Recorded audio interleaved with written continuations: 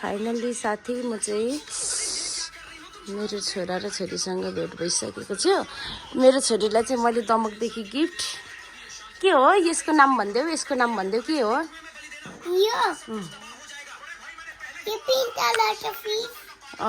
अनि अर्को यो पिङ्क कलरको यो पिङ्क कलरको टेटी। अनि अर्को यो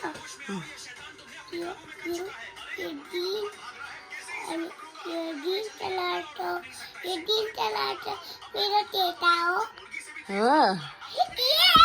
मन पर्यो? मन पर्यो। ए कतिको राम्रो लाग्यो? फाइनली साथीहरू म चाहिँ मेरो छोरा छोरीसँग भेट भइसकेको छु।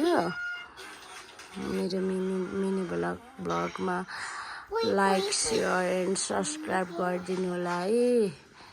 ल बाई बाई।